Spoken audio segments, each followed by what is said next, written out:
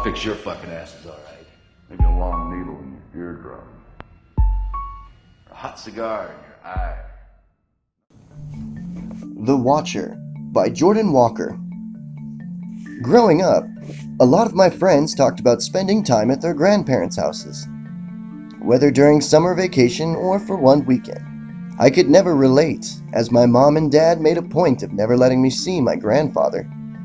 Their reasons were legitimate. A vehicular accident before my birth left him bedbound, and issues with expenses on both ends prevented either of us from traveling the 9-hour distance to see each other.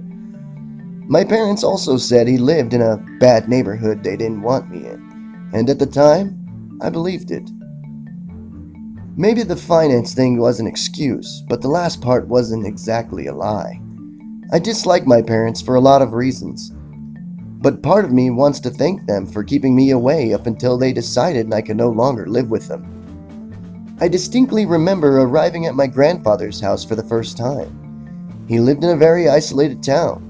Isolated enough to have no internet and barely enough electricity. I was lucky to catch a bus there. The neighborhood was rustic rather than run down, but everything seemed gray and the air was always quiet.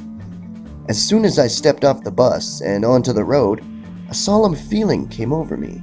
It was odd, but I didn't think much of it at the time. I only had to stay for 3 days before a friend of mine would come to pick me up to live with her.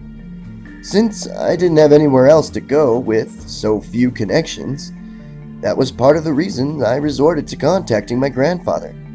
Most of my friends cut me off after high school for whatever reason, and neither of my parents had any other relatives. All I needed was a halfway point between me and my future roommate.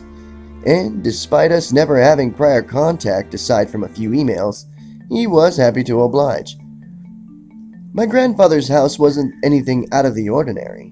I was greeted by his carer at the front door, a man in his 30s who exuded normality as well. He took me inside where the house was sparsely furnished, just enough for a disabled elderly man and his carer, and escorted me upstairs to see my grandfather. His bedroom had more medical equipment in it than furniture. He was pale, balding, and was laid up in bed similar to that of a hospital's. Still, he greeted me with a smile and had me sit down to talk with him for a long while. Long enough that I only noticed the carer left when he came back upstairs with a meal cooked for dinner. I wasn't too keen on conversation, but my grandfather was family, and I would feel bad if I just brushed him off after he took me in. Hours went by as we ate, and by the time I filled him in on my life up until that point, or what I could tell a kind old man, it was 8 o'clock. The carer took our dishes and left while I stood from my chair to leave as well. He stopped me as I turned away. "Oh, Frankie, before you turn in for the night, there's something you need to know." I turned back to him. "What's that?" The expression on his face was grim and it made my throat tighten. "Make sure you keep the blinds drawn, and past 11, don't look out the window, no matter what." His advice confused me. That seemed like an odd house rule, but I assumed it had something to do with this place supposedly being a bad area. I nodded and left for the guest room across the hall, which only had an old bed and dresser. The window was along the same wall as the bed, so that I could see it when I laid down. The blinds were drawn. I heeded my grandfather's words and left them alone. I got ready for bed, but spent most of the time over the covers messing with games on my phone until around 12 a.m. My eyelids started to get crusty, and I decided to put my phone down and actually go to sleep. The silence of the house finally hit me. Back at my parents' house, there was always the tick of a clock, or the whir of a fan, but here, there was nothing. I figured there would be some noise with the medical equipment, but the walls must have been thick because it was dead silent, until I heard it. The best way I can describe the sound is a thud, but much softer, like a heavy piece of furniture being placed against the earth with the utmost care. It had a particular rhythm, like footsteps, and sounded like it came from outside. Underneath the covers, I froze. The noise filled me with fear. enough that my heart pounded against my chest and my blood rushed into my ears. One thought filled my head: there's something outside. But my grandfather's words repeated: don't look out the window no matter what.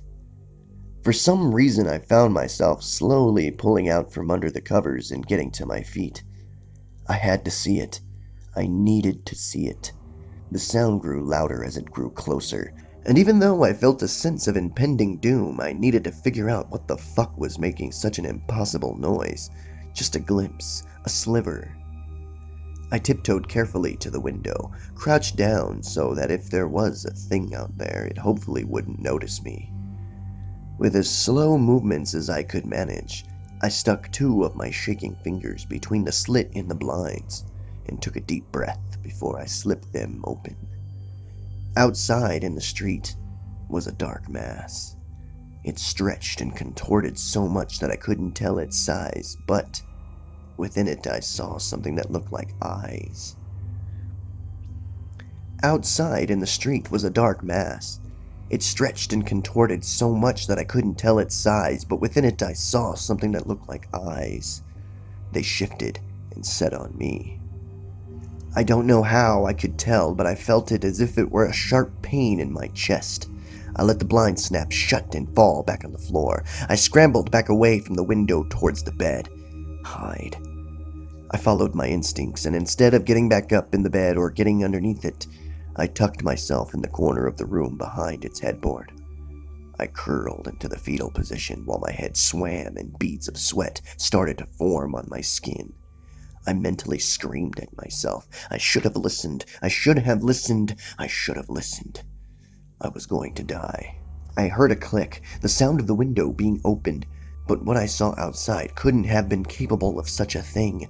The blind snapped against something and the shadow spread across the floor as it entered the room. What I saw outside must have been almost as tall and half as wide as a house, but the shadow it cast snaked into the room with ease. I pressed my hands over my mouth and kept myself quiet, but I was able to see it through a hole in the ornate carvings on the headboard. What came through the window looked almost like a long neck, but stretched and contorted in ways that made my gut churn. Some kind of grime stained its faceted skin, and the crack and pop of bones sliding against each other accompanied its movements. The neck supported what I can only say is a face, but it lacked any features aside from a pair of large human-looking eyes. It turned its face in my general direction, and although it didn't seem to notice me, I suppressed a shiver as its piercing gaze scanned the room. The creature brought a stench with it so horrid that it made my eyes water. It smelled like rotten eggs, blood, and burning rubber all mashed together. I squeezed my eyes shut while my ears rung, and silently pleaded for it to go away. The nauseating sound of cracking bones continued as it turned its head around the room. There was a long pause, with the dead silence returning, and I had to hold down the bile building in my throat from the smell and the sight of it. I think I was crying, but I'm not sure if it was from the odor or out of fear. I flinched as the cracking started up again, but a wave of relief came over me as the shadow steadily slinked out of the room and back through the window. I remained silent until the same gentle thud from earlier resounded through the house, and then another, and then another. Once they faded into the distance, I got to my feet with my knees trembling, and took a moment to catch my breath and calm my heart as my mind struggled to process what I just saw.